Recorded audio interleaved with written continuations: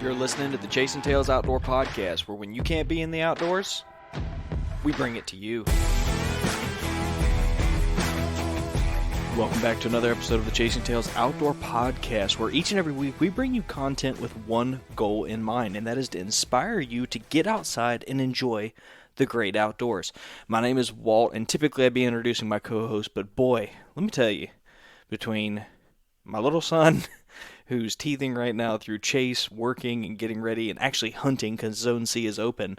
The rain, everything. Schedules have not aligned, and I know that Chase is eager to get back with you guys, and he'll be back shortly, if not next week. I know I said that he'd be back this week, but unfortunately he will not be on this episode, but that's okay because I have a dear friend of mine, Parker McDonald, and we're talking about some really fun stuff here, and we'll get to that in a minute. But before we get to that, we got to thank the people who make this show possible. And first and foremost, that starts with our Patreon subscribers. If you don't know what Patreon is, it's a way for us to crowdsource money that gets reinvested into the show, and we don't take a dollar out of this podcast, guys. All that money goes into equipment, travel costs, hosting fees, new websites, all kinds of stuff to make just to do more, because Chase and I are always going to do this. We love connecting with you guys, bringing you content, inspiring you guys to get outside. And we're always going to do it, and this money just really helps us do more. And what we do is a couple things. We got two tiers. We got the $5 and the $10 tier. Each come with their own benefits, but we're basically creating this digital deer camp, which is this online community of like-minded people. It's a heavily curated group of people where everyone's positive. We have all these awesome different skill sets, from bow technicians to dog trackers and master big buck killers and guys from all over the country who are contributing to make a really awesome little digital deer camp over there. And if you're interested in supporting the show and also being a part of that digital deer camp, check us out at Patreon. One of the ways that we say thanks is we give you a shout out on the podcast. So Glenn Shafer, you are our most recent shout out. Thank you, sir, for joining us, another Florida boy. The Florida boys really have been popping off here lately. It's been unreal, the amount of support that they've provided. So thank you from the bottom of our hearts. We're going to have hats going out to folks, stickers go out to folks, and very soon, in fact, the next episode that you hear, we will probably be announcing, at least the next episode that Chase and I are on together, we will be announcing the winner of the Q3 giveaway, which is a Vortex rangefinder. We do 4 of these a year, and it's just one of the other ways that we say thanks. And so we hope to see you over there. We hope that you'll support the show. And if you're also looking for another way to support the show, check out our new website, Chasing Tails, Tales, outdoors.com. We have a new shop with a new t-shirt. It's a really cool design that my wife and Greg Godfrey helped me put into materialize. And what we did is we took a national park sign and we slapped a CT sticker on there and Florida Hunter. It got a real cool color. I mean, this thing is really awesome. It says Florida Hunter, be legendary, hunt Florida.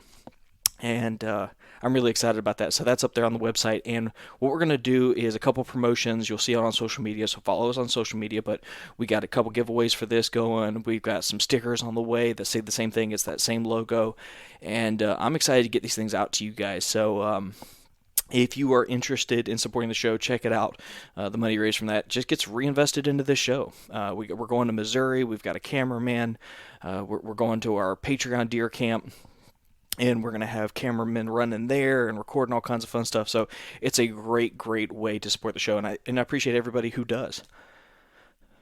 Also, we partner every year with a couple companies who we believe in, and we have what we consider a guilt-free endorsement. And what that means is we can wholeheartedly support these companies, endorse these companies, and the people behind them, because we believe in the people and the product.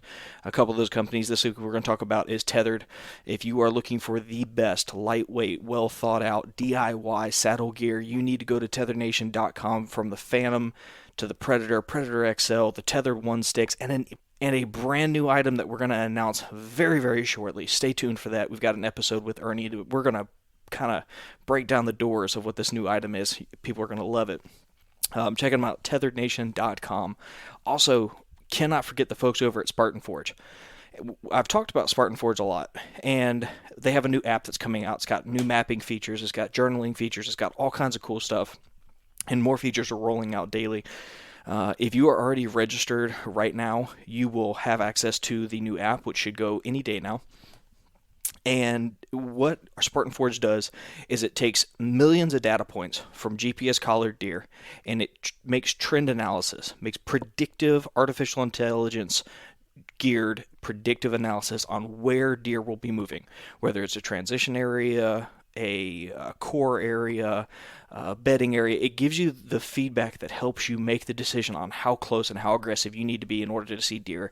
And Chase and I and numerous other people, including Parker McDonald, Andy May, have all found that this app is remarkably accurate in predicting where deer will be moving.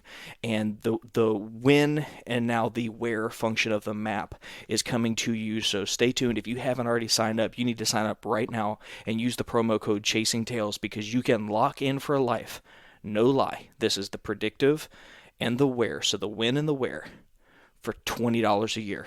Okay, if you use the promo code, it'll get you 25% off. So the one-time registration fee goes from $25 to $20, and then it's a recurring cost of $20 per year after that. That is going to be the cheapest software for mapping you will ever find.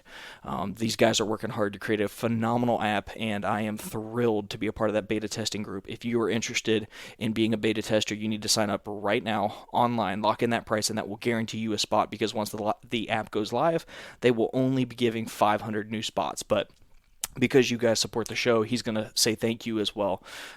Bill's an amazing guy. We're going to have him on the podcast real soon and talk about deer movement. But with that, I need to tell you guys about the podcast. So here's the deal. I don't feel like I did a very good job of explaining in the podcast what I wanted Parker to come on the podcast to talk about. We break down his North Dakota hunt, and some things that happened and transpired on that hunt that I feel like are heavily talked about in our Patreon group.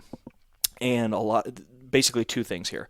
One, knowing when to be aggressive, when to move, when to find new spots. How do you balance scouting and hunting? Because it's very easy for us to feel like we have to be in the tree to kill something. And, Bo Lace just came on the show. If you haven't heard that episode, you need to go back and listen to it, because he's a big journaling guy. He uses that to help him make predictive guesses as he moves forward. But one of the things that is very important is in-season scouting. Bo talks about this. Parker talks about this. Dan Infalt talks about this. This is a common theme. And the idea is you aren't giving up a hunt by not being in the stand if you're spending it scouting. Take that time and find the high opportunity hunt. If one of the hardest parts about this is trying to articulate to new hunters or even established hunters who are trying to incorporate this into what they do. It's difficult to know when to do that, and that's one of the reasons why I brought Parker on, is because he traveled all the way across the globe, and he was faced with the decision of, do I move or not? Do I scout or not? And he handled it amazingly. The outcome was wonderful, and I wanted to talk about that. The second part to this is keeping the main thing the main thing. One of the things that I admire about Parker, who is perhaps one of the most successful Southern hunters that I have the privilege of talking to. Actually, I have the privilege of talking to him on a daily basis. I consider him one of my best friends, right there with Chase. He and I talk just as often as Chase and I do. One of the things that is remarkable about Parker is that he's always been able to stay true to who he is. And what I mean by that is he doesn't get caught up in the potential or caught up in what could be. He's happy to have a story. And the adventure component to this, keeping the main thing, what I mean by that is it's very important that you fall in love with the process of hunting deer. Because if you're focused solely on the outcome, then a lot of times you're going to be very frustrated in between. And I think it also is a mental block that prevents you from scouting. Okay, so what I mean by that is if your outcome, if you're looking for the deer kill, and if that defines your hunt, then it's very easy to feel like you have to be in the stand. But if you love the process, if you keep the main thing, and I'm out here to have an adventure, I'm out here to have fun, I don't, see a deer, kill a deer, it doesn't really matter what it is per se, then I think what that allows you to do is it gives you permission to get down from that tree stand and go scout a new area. And I think with Parker, you see him drive all the way to North Dakota, the land of giants. He's got a limited time to hunt, and he's willing to punch a tag on a forky on the last day. and he's perfectly happy with it. And he talks about on the podcast how it makes the adventure for him. And so those two things kind of feed each other, and Parker does a way better job of explaining this than I do, clearly, because here I am recording an intro trying to clarify what I said in the podcast. But I hope you enjoy the episode. I hope you check out the new t-shirt, consider joining Patreon, subscribing to the show. The amount of feedback that we have gotten here recently is remarkable, and deer season is upon us. Ladies and gentlemen, I will have be in got the deer perhaps stand the with most Chase, repeat guest with a of all time. camera. In fact, you might be filming, getting tired and of I cannot talking wait to to him, bring but you our adventures on I YouTube. kind of doubt it, because guys, the I dude hope is you an enjoy the absolute show. animal. With that, here's And Parker some McDonald. things have been rattling around in my brain that I wanted to address and talk about. And in order to do that, I needed to have someone else there, because no one likes to hear me just ramble on. And so I was racking my brain, and I'm like, who could come on the show and talk about this? And it just so happened that Mr. Parker McDonald here recently he's been called McDaniel, and it threw me off there for a second.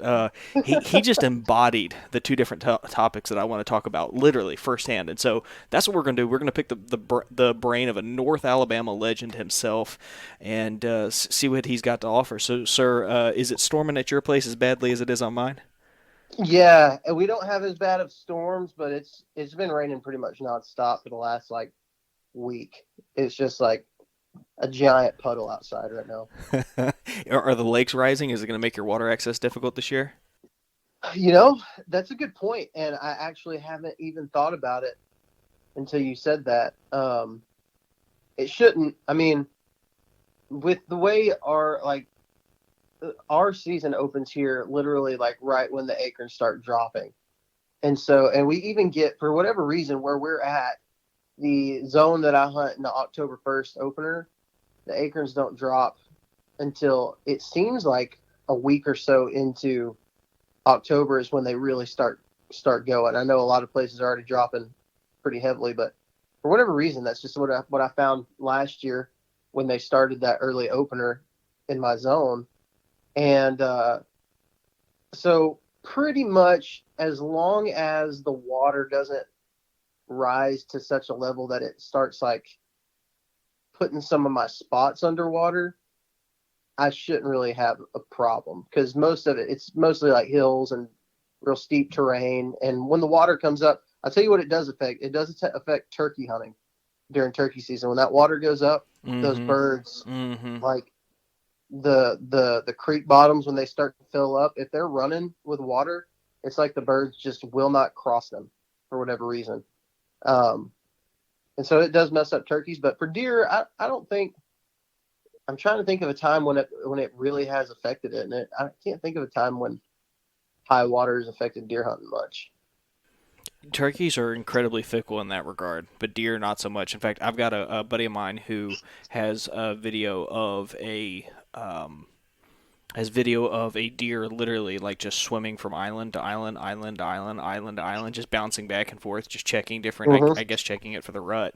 They just don't care, dude. They've got webbed toes, but turkeys, they are definitely fickle. So I'll tell you one way that it does affect, high water does affect me, is some of the boat ramps. Like this past turkey season, we had a bunch of rain and the water was super high, and the whole boat ramp parking lot was underwater. So they closed the ramps down.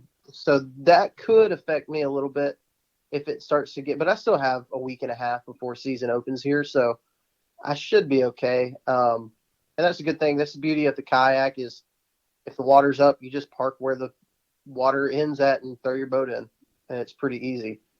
Guys with a regular bass boat or john boat or something like that can't do that. So in some ways it can be an advantage. For sure. I think kind of a similar situation with the canoe. I think a lot of the same places that you could access with the kayak, you could do with the canoe. Maybe bring a little more gear or another person, or maybe have a little more stability. For that reason, I'm really liking my odds this year if I could ever get that motor running.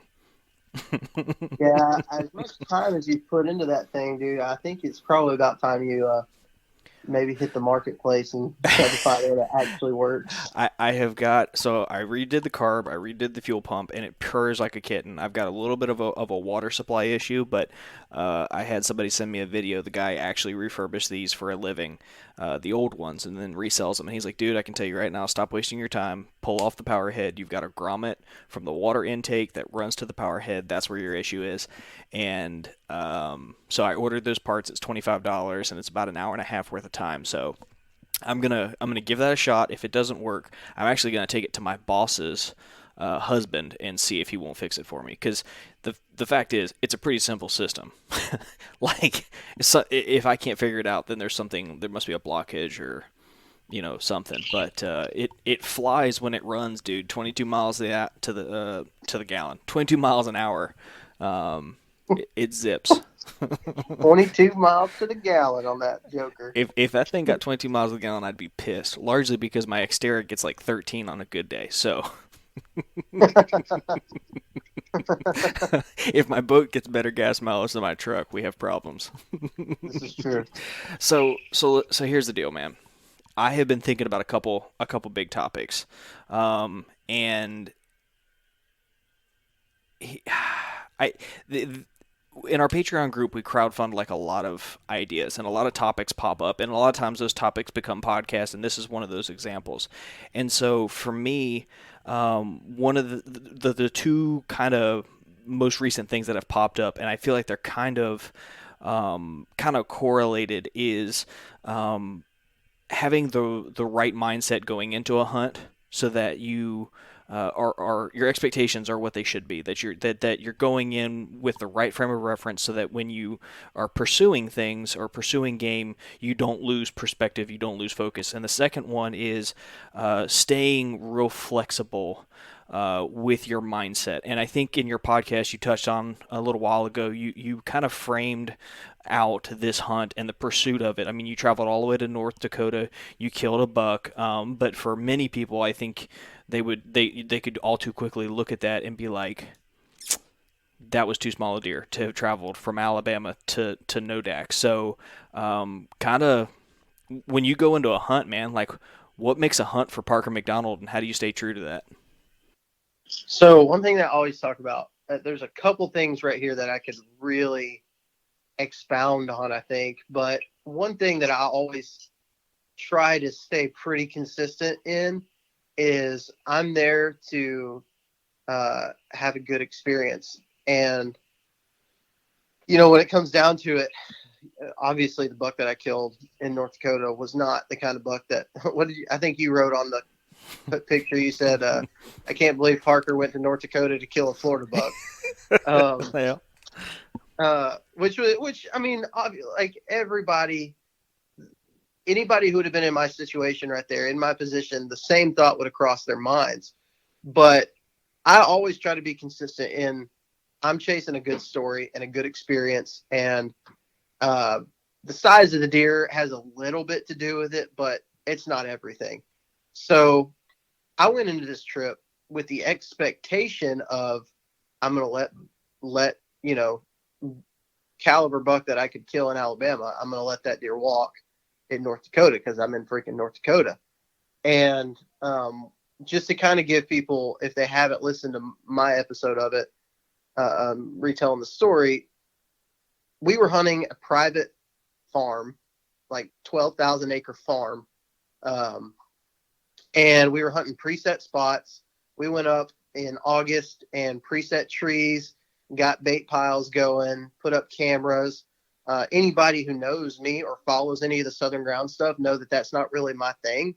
That's not really what I do a whole lot of. Most of the stuff I do is on public land, and I don't hunt a lot of corn piles. But what you might not know is that was what I grew up doing in Texas.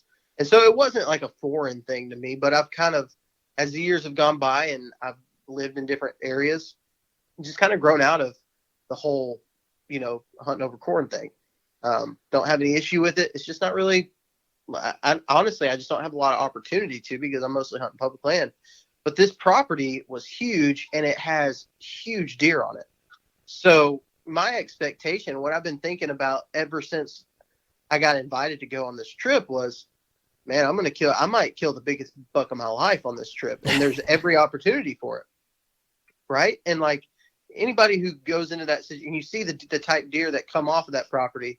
And when we started putting cameras on, the very first buck that we ever got on camera out there, we didn't even have a bait pile going yet. And it was the first night. We had literally left that camera like an hour before, and this like 150-inch 9-point just shows up. And so like that was the first deer picture we got. And we're like, holy cow, this is going to be awesome. So going into this hunt, I'm thinking, I have every opportunity. But the problem is that we had cell cameras on every single spot, and none of the bucks were coming out in daylight. Just, it was very rare. There was that one 9-point came in consistently, and he has since been killed. But it was just kind of one of those things where you go in with the expectation, but you have to remain consistent in who you are and what you do, and what you're in search of. So, spoiler alert, I killed a 4-point and was jacked up about it because the storyline was so good. Oh, hold on. You're underselling the quality of this deer. It's in a velvet 4-point, sir. Yeah, a full velvet. A full velvet 4-point, or as the Northerners might call it, a forky. A full velvet 4-point. But here's the deal, man. There was how many of us? And it was a public land deer, by the way.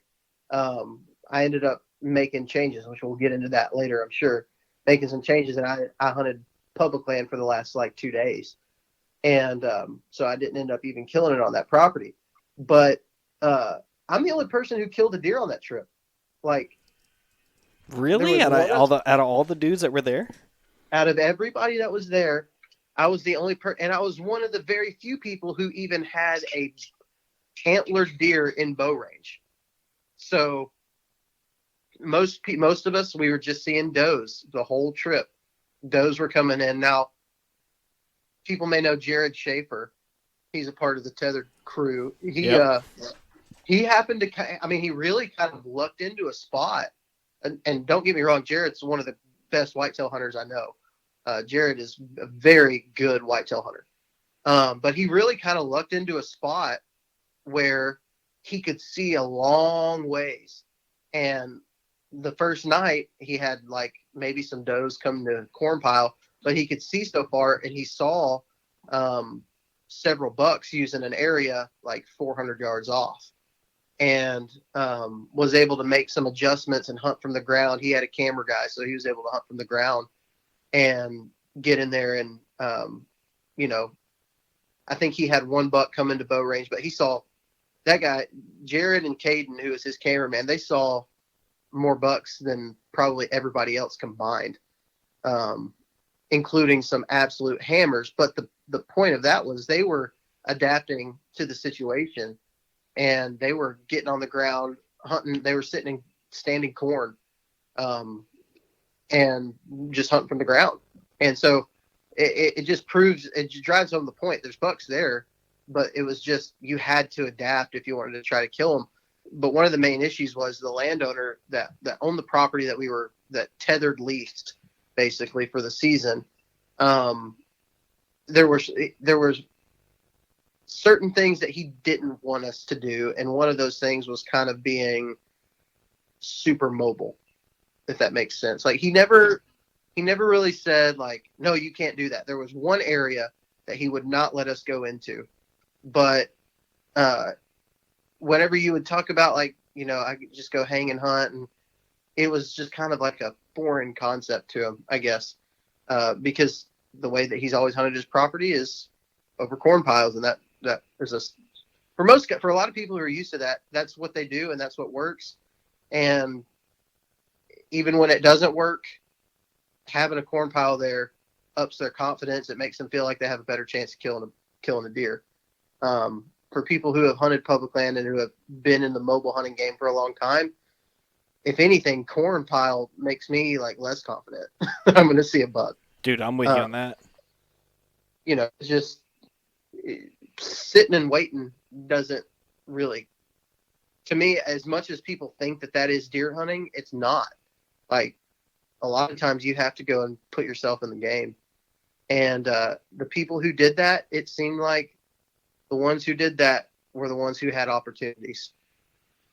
And man, it was a great trip. We had all the guys that were in camp are some of my closest friends. Really That good whole dudes. crew is amazing. Yeah, the whole crew is super fun to hang out with. And it was a challenge for me to give up having to leave camp to go, and I ended up renting a car and going and hunting public land for the last 2 days. That was hard to do because the camp was so much fun. But I'm there to kill deer, right? So I get into a zone, and when I'm in that zone, I'm there. And part of it for me is part of the reason I like to punch tags rather than go home empty-handed.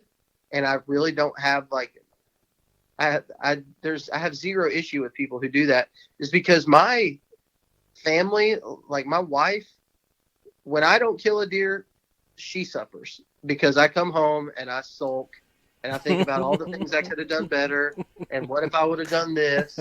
And until I kill a deer, I'm going to be just a freaking little negative Nancy about everything. And I know that about me. And so whenever it comes down to it, if I can prevent that from happening, I'm going to. Mm-hmm. I could see that. I think also for you, if we're being honest about the situation, for you there's a degree of the adventure makes the hunt. Yeah, Right? Like, sure. by no means am I saying you aren't a big deer killer, but like you definitely you have the right frame of mind. You've gone to places like Florida, and you've hunted in areas where you're not going to kill a 115-inch deer, most likely.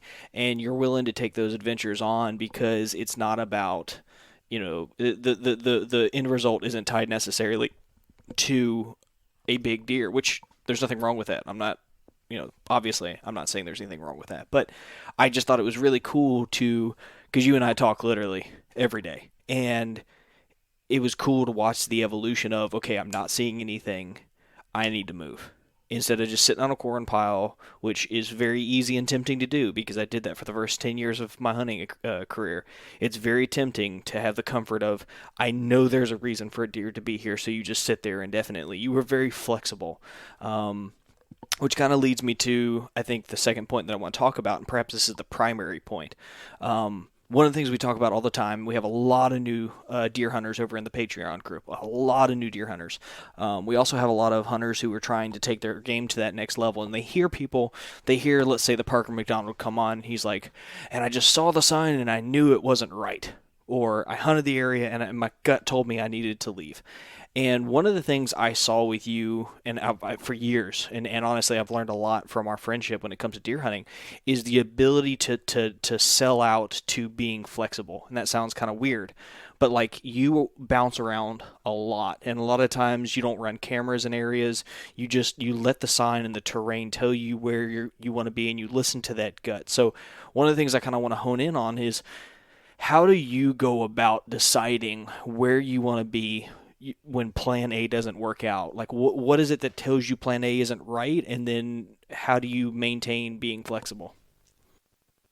Yeah, so I spent a lot of time trying to figure that out for myself. Like, when do I leave? When do I jump ship? When do I abandon this area, and or abandon this idea? I tell you, one thing that taught me a lot about this is hunting in Kentucky. And I spent 4 years hunting I guess you would call it like just your typical Midwestern ag type, flat terrain, farmland, river bottoms, stuff like that. The stuff, if anybody's watched any of my videos from the past, really the early season Kentucky hunting that I've done for the past probably 4 or 5 years. And it taught me a whole lot about what I'm good at and what I suck at, honestly. Now, I have had I've had several opportunities at big bucks, potentially best bucks of my life on that early season Kentucky hunt. But I've never made it count, and I've never anytime I've ever had those type of encounters with good bucks, it's always seemed to be in the areas that were just a little more similar to what I hunt at home. So the number one thing that I'm always going to try to do from this point on, unless I'm just trying to learn something new, right? Which I'm always trying to learn something new. That maybe comes across wrong, but unless I'm just really set on, I want to learn how to hunt farmland. I'm going to try to hunt places that are more similar to what I hunt back home. And so, when I had a guest named Jeremy Aaron come on my podcast from the Do-It-Yourself Hunter, and he talked about this pretty much in depth. If anybody's ever watched the Do-It-Yourself Hunter on YouTube, they're two guys, one guy who's a little bit older and one guy who's younger. His name's Daniel. It's Daniel and Jeremy. And they are so freaking consistent with killing deer. And not really small deer. Like, they kill good deer. They're some of the most consistent people I've ever seen. They hunt. They're from Mississippi, but they go everywhere they go. It seems like they are on bucks pretty quickly. One of the things Jeremy told me when I asked him this question, like, what are you doing? How are you so consistent? He said, I've just found what I do well, and I find that wherever I'm at. So when he's in Iowa, what he does is he hunts like river bottom type stuff in Mississippi, like Delta type stuff. And when he goes to Iowa, he's going to find something that has a similar layout. When he goes to Kansas, he's going to find something with a similar layout. Indiana, similar. Ohio, anywhere he goes, he's going to find something that lays out similar to what he does at home. And so I have spent 5 years hunting this farmland, public land stuff in Kentucky with little success. And then last year, I went and hunted a place that's big woods, steep terrain, no ag. It's all just big woods and terrain features. And in 3 days, I killed a buck. I killed a good buck. And I don't think that was a coincidence that I was able to do that that quickly, because that's what I know. That's what I hunt here in North Alabama. We're in the foothills of the Appalachian Mountains, and that's how I know how to hunt. And so I think for anybody who's new, find that one thing that you are used to or that can be consistent, and you can find something similar wherever you're at. So North Dakota, I did the exact same thing. We were hunting farmland. I couldn't figure it out. I'm not familiar with all that flat farmland type stuff. I moved to public land that had really steep draws, terrain, big woods type area, and had an encounter with a slammer buck who was actually the buck that I was hunting when I killed the small buck. It was the last day, so I was going to be content with whatever, but I was hunting a bigger deer. And so that was one thing. Another thing that really that I've learned in the more recent years is it's okay and more valuable to give up hunting, like tree time, for scouting time, especially if you're in a new place. Go back to that Kentucky hunt last year. I literally spent the first 2.5 days while everybody else in camp was up in a tree and people were killing deer, people were seeing bucks, and I was getting text messages. I got an 8-point underneath me, and I don't know if I'm going to shoot him. And I'm sitting there walking through the woods. It's really easy when you're on a limited time. Most of us have jobs. We have families. We can't stay there until we kill a deer. We have a limited amount of time that we can be there. But I'm telling you, the most valuable thing you will ever do in the woods is, in my opinion, mark spots off. Take your map and you just start marking spots off of that map. And when you feel like you have a pretty good hold on areas that are going to be good, then you go in and you start hunting. But if you don't do that, all you're going to see is just this big, huge area, and you're not going to even know where to start. You have got, even simple things. If you're hunting an area that has crops, if you go in the first day and you don't even know what's planted in that field, and you go in there and you thought it was going to be soybeans and it's actually, sunflowers.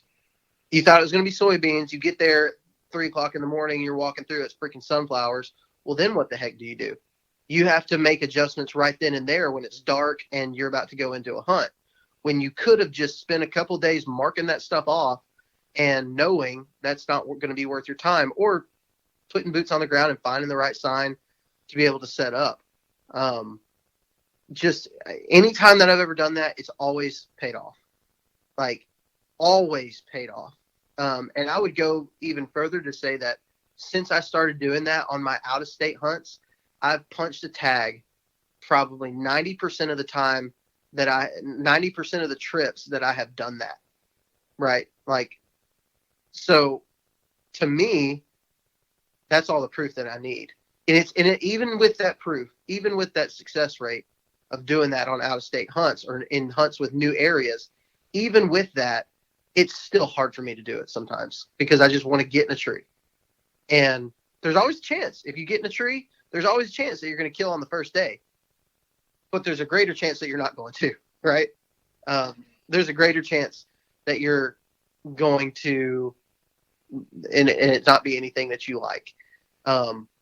Now, I will say at home, I'm not afraid to go in blind in Alabama, in my home area, to a new spot.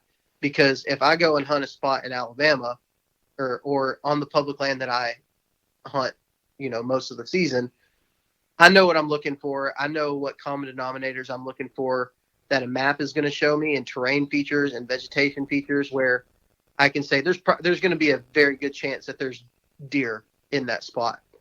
And so, I do things a little bit different at home, but on out-of-state trips, man, crap, there's nothing more valuable than spending time scouting. This North Dakota trip, when I went and hunted this, I rented this car, went to the public land area, which was about 2 hours from where we were hunting at originally. I was by myself, and I literally had 2 days, a day and a half, really, to hunt it. So the first day, I went into this big, huge area, and it was all oaks, and I scouted until I found a spot that I wanted to set up for the last, hour of daylight. The next day, I got up at 5 o'clock, and I just drove around.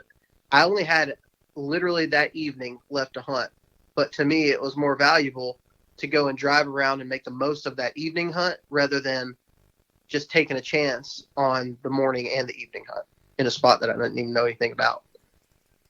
So okay, but one of the things that I hear all the time, literally, these two different things. One, you can't kill them if you're not in the tree. And then the follow-up is I'm a weekend warrior, or I've got a really short period of time to make something happen. Do either of those land as valid reasons not to become more accustomed to the land that you're hunting? Because a lot of these guys, especially in Florida, think about the Florida hunter, you have a quota hunt, it might, if you're lucky, last a week. Most times it's 3 to 4 days, and then you're waiting for the next draw. Do you feel like even in those circumstances they should be trying to scout and get familiar with those areas? Yeah, absolutely, because the scouting is the killing. That's where you kill the deer, is in the scouting. The only thing you have to, once you've scouted, the only thing you have to do is have a little bit of luck and make a good shot. I believe that your scouting and your knowledge, gaining knowledge of an area, is where the deer dies, where you get your opportunity. Maybe that's the right word to say. That's where all your opportunity comes from, is gaining as much intel about an area as you possibly can. After that, it's just making a shot and getting a little bit lucky and making, if that deer comes through that day. But there is nothing worse than if you've got 3 days to hunt and you spend all 3 days going in blind to an area. I mean, you didn't do any good. You just wasted time, unless you got really lucky. Now, I will say that I think scouting is so important, but you can scout hunt, which is the way I do even after I've done a lot of scouting. You can scout and hunt where it's like a hanging hunt type thing, where you go in, make sure the wind's in your favor, and you scout your way until you find a good spot to set up. I still think the odds are a little bit low in that situation, because a lot of times what you've done is you just put your scent all around the whole area. But it can still work. At least you're giving yourself the chance to set up an area that has good deer sign. But if you go in the dark, even with a headlamp in the dark, it's hard to see tracks in mud with a headlamp in the dark. Like, they don't stick out as good as they do in the daylight. You want to get some daylight scouting in, and if nothing else, drive roads and scout pressure and figure out the areas where, it makes the most sense for you to spend your time. Because if you go in at 4:00 in the morning and think you found a good spot, you may have found a spot that seems good, but there may be 5 other trucks that pull in after you that have been hunting it all week. So you really, driving roads, and that is so, boots on the ground is valuable. Driving roads is just as valuable in a lot of ways. How do you explain when to move? So let's say you've done the scouting, you've identified a few key areas. How does Parker McDonald go about making the decision it's still time to move and keep going? It's kind of a subjective thing, I get it, but like, what does that look like for you? Because I have been in areas that I thought were absolutely money due to scouting, and my internal clock is just like, yep, nope, time to go. This, like, not working. Yeah, if you throw a sit at it and you don't see any deer, to me, like, and this may be incorrect for a lot of people's standards, but for mine, if I throw a sit at an area and I don't see any deer at all, then I'm not going to go back there, more than likely, on that trip. I'm going to go and try it out. And if I don't get that opportunity, and a lot of times, even if I do see a deer, I'm not going to go back unless I see a buck that I'm, trying to shoot, in which case I may adjust. What I'm probably going to do is adjust to get in a better position to kill him, or to figure out where he's going to or coming from. So, on my out-of-state trips, if I don't see a deer on a sit, or if all I see is does on a sit, I'm probably going to move. I'm looking for, the phrase, first sit, best sit. There's been very few times where I've been successful on an out-of-state hunt, or a hunt in a new area, even, every buck I've killed on out-of-state hunts has been my first time sitting in that spot. Right? That's just the way. To me, that's just like playing statistics games. How much of that though is because you go so randomly to a lot of places? Do you feel like that kind of skews that a little bit for you, given that you're constantly willing to bounce around? Yeah, absolutely. You've got guys like Bobby Worthington who talks about sitting in the same tree for the whole rut, for the whole time that he's there, because at some point that buck's going to come through there and you want to be there when he does. And I agree with that too. I don't think that's a wrong move either. I don't think there's a right move or a wrong move. I just know that if I sit in the same spot for 5 days in a row and I don't see a buck, I feel like absolute crap. Like there's something I could have done about it. Because there is. Honestly, for me, in my personal experience, there is something I could have done about it. I could have got up and found somewhere else. And that's just if I go out swinging, then I'm more than okay with that. But if I go out just being content, then I'll beat myself up, and I know I will. So I don't. So I don't just get content. I stay hungry and I stay after it. And part of the reason why, by the end of deer season, I'm so worn down is because it stays like that's my constant mindset. A lot of people deer hunt because it's relaxing for their mind. I do not. I deer hunt because I'm on a mission, right? Like it's a mission for me, and it wears me out, and that I get so much more out of the hunt by being on that mission. Like it's like that's my dope, right? That's my dopamine release. That's my drug addiction. That's why it's a drug for me. And for some guys, it's sitting in a blind, looking over a food plot, and it's relaxing. And I get that it is relaxing, and they're okay if they don't see a deer, and they're okay if they don't kill a deer all season. They just got to be out there with their thoughts and relax. That's not me. I can't do that. Not anymore. I used to be able to, and I can't anymore because I'm on a mission. And if you always think about being on a mission when you're out there, it's like, I have got to do this. Guy on my podcast one time said they imagine a man in a mask chasing them, and he's going to kill him and his entire family if he doesn't see a deer on that trip. Like, that's motivation. It's motivation for you. And it doesn't have to be that. You can do anything. But for me, it's like, I've got to make things happen. And most of the time when you tell yourself that you've got to make a play, then that's going to be on you. The ball's in your court. Go find it. And so that's why it's easy for me to move around. Yeah, I think one of the things I would say about you, Parker, is you have a very Gary V mindset for hunting.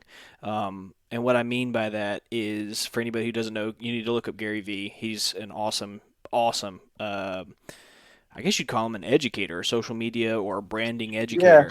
Motivational speaker to entrepreneurs. Yeah, especially when they're, utilizing new technology to create awareness. And one of the things that I love about Gary Vee, who first said it, but I've heard it from a variety of people, is to be good at something, to be successful at something, you have to love the process. And I heard Gary Vee talk one time. He's like, you could take everything I've got from me, and I'd actually be more excited about tomorrow because then I can start all over, and I get to go through all those steps that you guys are going through right now. And with you, Parker, I think if the adventure itself wasn't exciting to you and wasn't challenging, I think you would lose interest in it. And I think that actually speaks to your ability to have the right perspective, because you have to love the process. If hunting is all about an end game for you, then it's going to be frustrating and it's going to be maddening, and you're going to be disappointed more often than it's not. And this sounds a whole lot like an excuse for someone who can't kill anything, but it's not true. It truly is. In my opinion, if you love that process, if you love the adventure, then the outcome's already a success from the jump, and you're probably going to hunt more, and you're probably going to make better decisions, and you're not going to be as stressed, and you've always managed to keep that in the right mindset, man. And it's been awesome to watch over the years. Well, to me, there's no excuse. Like, I'm glad that you say that, because that makes me feel like I'm accurately showing my mindset through a YouTube channel or a podcast, because I have a hard time. Walter, you and I have talked about this, and likely most of the people listening to this are in the Southeast, in Florida or somewhere in the South. I have a hard time with people who make excuses for, well, I just live in the South. Like, I'm like, there's not a lot of things that get under my skin, like people making excuses and validating that mindset of, well, I live in the South, so it's just harder here. Okay, well, you live here though. So if you live here, God gave you the ultimate advantage to be able to, by making this your home, to figure this crap out. And people who just sit around and mope around and make excuses, it just gets on my nerves, and I disagree with it, because I think that the only person who can do something about it, who can make it better, is you. There are people in the South who are very consistent at killing big, mature deer, even on public land. On private land for sure, but even on public land. There's consistent killers in this part of the United States. And I talk to a lot of them on podcasts. It's the same as you. And very few of them make that excuse. Well, it's just the South, and it's just harder in the South. Yeah, okay, but figure it out. If you're going to do it, if you're going to commit to being a deer hunter out here, especially a public land deer hunter, then figure it out. Otherwise, you're just going to have a dang miserable time. And I think you hear people often talk about, Well, if you can kill a deer in Mississippi, you can kill a deer anywhere in the United States. Yeah, that's true, but you have to take that same mindset to Iowa when you get drawn for that tag. Of no excuses. I'm not going to sit back and I'm not going to coast. I'm gonna work as hard as I do in the South, and that's how I'm going to kill a deer in one of these Midwestern, big buck states. And I think the people who do that find themselves a whole lot more satisfied. Um, I don't know about you, Walt, but there's not a worse feeling of like dissatisfaction, I guess, or unsatisfaction than knowing that you could have done more in whatever it is. Like it could be your family or your job, or have you ever cooked a meal? You're like, crap, if I would have just done this one thing, it would have made this meal a whole lot better. Like, and you're left unsatisfied, you're left wanting. But when you work your hardest, when you truly put forth a large amount of effort, even if you fail, it's still, you did your best, right? Like, even if you fail, even if you come home empty-handed, whatever, at least you put forth your greatest effort. And you go back to the drawing board, like you talked about with Gary Vee. If I fail, that's just a better excuse for me to try harder. I'm trying to teach that to my daughter right now. Actually, it's kind of funny that we're talking about it because she hates it when she loses to her little brother with anything. And I'm like, what do you do when you fail? What do you do when you lose? You try harder next time. And I mean, that's not just deer hunt, man. That's just freaking life. That's just life in general. Work harder, and hard work almost always pays off Yeah. in the end. Don't compromise, right? I mean, like that's really what it's all about. I mean, and I don't mean that as in don't shoot a doe if that's what your goal is. I don't really care. But I feel like a lot of times, and dude, I'm telling you right now, I've got a newborn.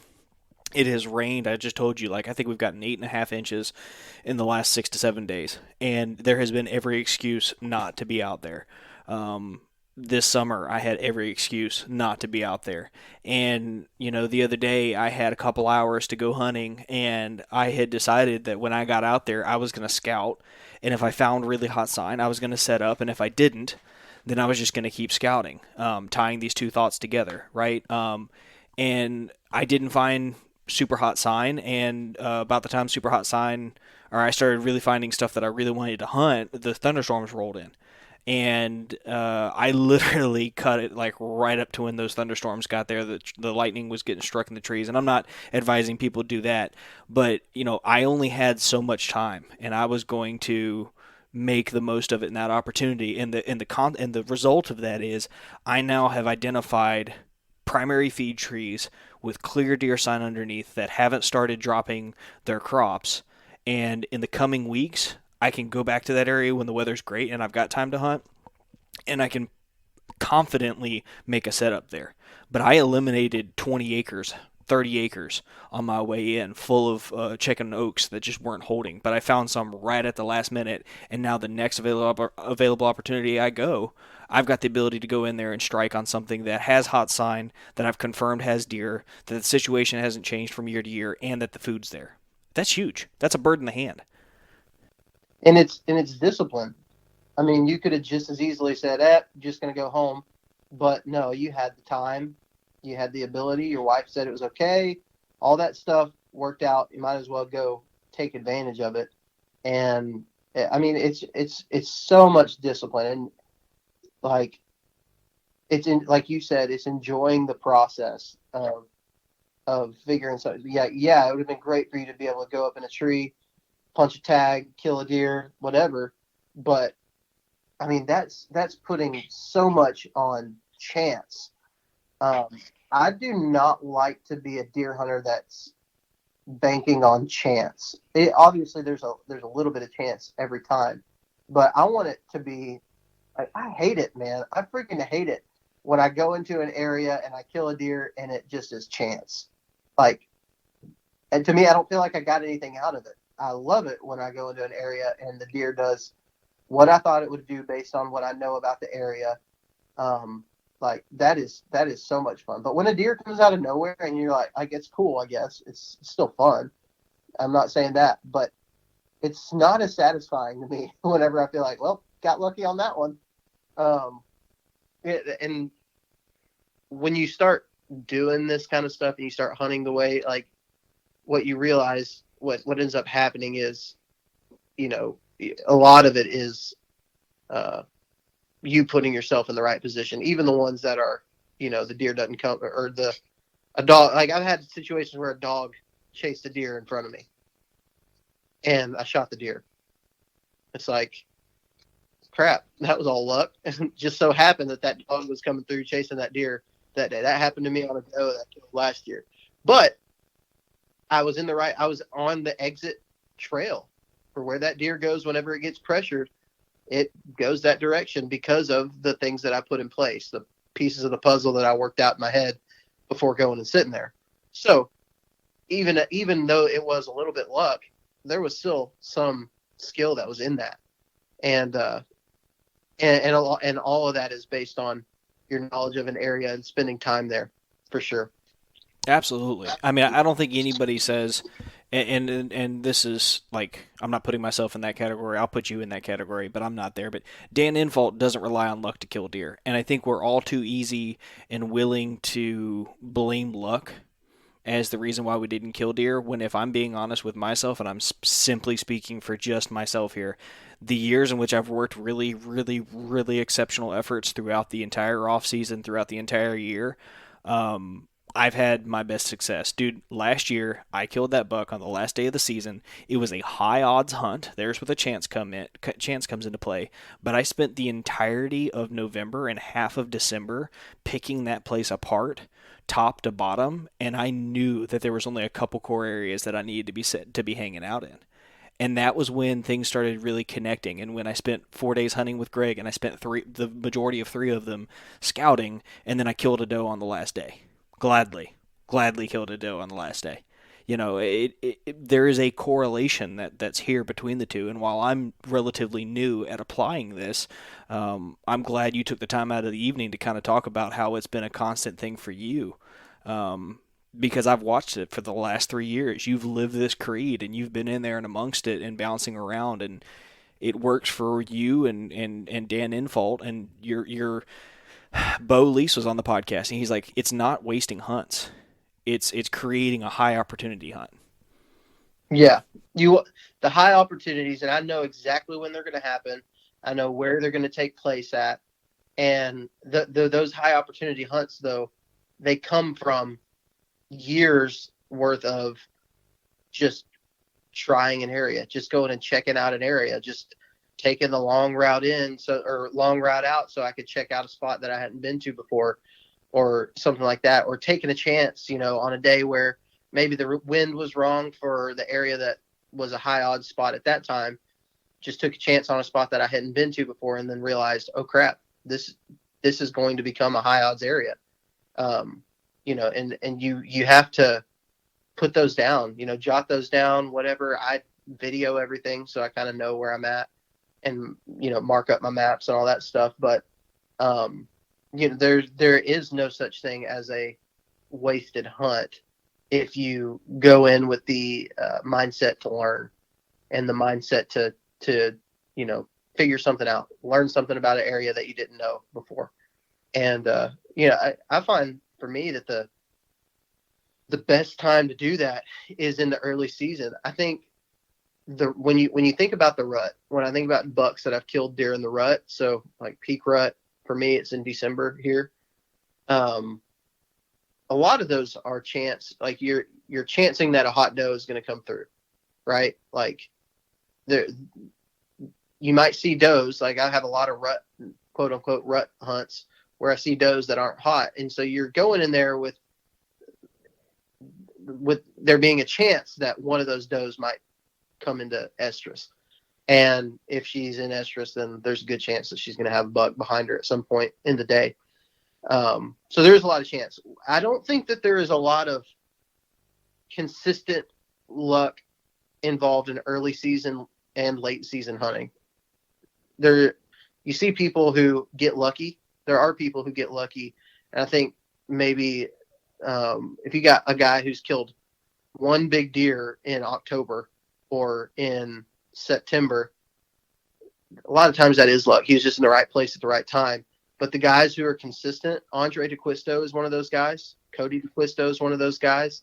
I don't even know that I would necessarily put Dan Infalt in that category as far as early season success. A lot of Dan Infalt's stuff is based on, rut. I think when it comes to like the hunting beast and hunting buck beds and all that stuff, a lot of that is definitely applicable for early season hunting. That's when you want to try to go off and do that. And maybe in Dan's earlier days, I guess, and I'm not trying to knock Dan and Paul. I was about to say, when I have him on, I'm going to have to tell him Parker doesn't think you can kill deer early season. No, I definitely think Dan and Paul can kill deer. That's the whole premise of the hunting beast, right? Is going and killing a buck in his bed, regardless of what time the season is. I guess in the time that I've been following along with Dan, I haven't seen him shoot a lot of deer in the early season consistently. But I do see like the Quistos do that. I do see Andy May does that. I see Joe Rentmeester do it a lot. He's super consistent in the early season. And he's basically just a protege of Dan. And so there are people like that who are consistent but the thing that they seems like they're all doing very well is being mobile and making calls to jump ship on an area. One of the things the DeQuistos do a lot of is the bump and dump. It gives eyes. You put eyes on a buck, bump him out of his bed, and come back the next day and try to kill him in there. I think that's a really good early season tactic. But you can't just hunt the same spot over and over again and do that. You have to have multiple spots and multiple areas, multiple buck bedding areas and core areas that you can go in and do that in, because you're pretty much like one and done on that thing. If you keep bumping him out of that bed, he's eventually just going to stop coming in there. So you got to make the move count whenever you get the opportunity.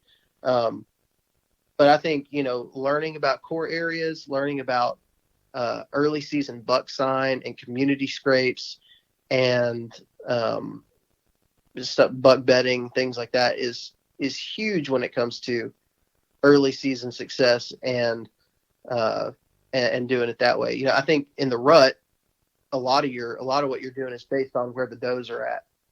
And if you find where the does are at, there's a good chance you're going to find where buck's at. I don't know if that kind of answers what you're talking about. I think it's right on the money. I think, what I'm most excited for is you're going to be coming for the Patreon hunt in January, most likely, right? Yep, that's the plan. And so I'm excited to be able to pick your brain in person.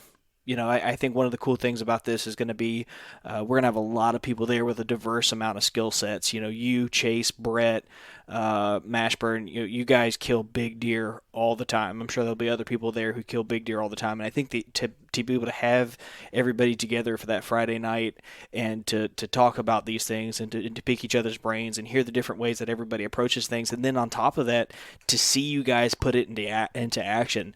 Like, I'm going to be bouncing around just trying to soak up knowledge from all you guys, documenting it however we can. And dude, I'm really excited to see all that play out because there's going to be a really good time. I'm excited about it too, man. It's one of the hunts that I'm probably the most excited about.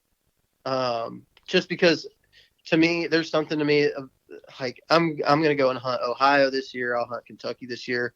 I already hunted North Dakota. Like, I always tend to work harder in the areas like Florida or even Alabama. When I hunt these type areas, I work harder. And so it seems like even though my expectation is lower, you have a lot bigger chance for me just because the amount of effort I put forth in those type of hunts. It seems like the chance of it being a really successful, fun hunt could be a little bit higher, even just because I know I'm going to work my butt off to make it happen. Even harder than I would in a state like Ohio or Kentucky or something like that. Yeah, dude, absolutely. Hopefully I'm running the camera for you this January and we can get like some monster, scrub buck on camera. a giant scrub buck. A giant forky. Dude, listen, I ain't against it. Will, in Florida, I will gladly kill him. Oh, yeah. Yeah. I will gladly kill him on the first day. That's on my bucket list of things to do, is kill a legal buck in Florida. Not that I have ever killed an illegal buck in Florida. Um, Is that also on just your bucket list? Is that like the last day of Southern Ground? You're just gonna smash an illegal buck in yeah, Florida? pretty much. Yeah, if it's got 3-inch spikes, it's gonna die. No, that's bucket list for me. That's a big deal on my list of things to do is kill a buck in Florida. So, the legal one comes out, he will be dying. That's awesome, man. Well, Yep. why don't you tell everybody where they can go and find your new video, and tell them about your little side hustle you got going too. It's not really much of a side hustle Oh anymore. man, It's a real thing. yeah, it's not a side hustle. It's definitely everything right now. Um, so I'm just now getting finished with this North Dakota video. I just finished it and actually was exporting while we were talking on the phone, and that is going to be up on the Tethered channel on Saturday, I believe. But if you want to throw some support at the Southern Ground YouTube channel, I'll probably put it up on Monday on Southern Ground. So if you want to watch it twice, you can watch it twice, or just watch it once on whichever channel you want. But you can check out all the other videos on Southern Ground on YouTube, Southern Ground Hunting, and then Facebook, Instagram. It's at Southern Ground, all lowercase, all one word, at Southern Ground Hunting. And then of course, I have a podcast. It's the Southern Ground Hunting Podcast. It's on the Sportsman's Nation channel. And to throw a little bit of, I guess, love towards what I do for a living now, I do full-time graphic design and website design through White Hawk Creative Co. It's White Hawk, like the bird, creative company. And we do website design, graphic design, video work. I'm actually flying up to Minnesota this weekend to film a wedding up there for one of the Tethered guys. And so anytime anybody listening to this needs any of those services, I'll be happy to help in any way that I can. Yeah, and if you're looking for a body of work, check out Chasing Tails. Outdoors.com. That entire website was created by Parker, and let me tell you right now, I am not a very easy customer, but he handled it with grace the entire time, even though sometimes I couldn't communicate what I wanted. He would go round robin with me like 6 times and be like, yeah, no, I already said that. It's okay, cool. But yeah, dude, We got it done, though. we did, and it's my favorite website ever built. So, but dude, I appreciate you taking time out your day. And as it is right now, it's September. The bulk of your season kicks off here shortly, and I can't wait to see everything you kill, dude. Appreciate you. All right, man. I appreciate you too, man. Have a good one.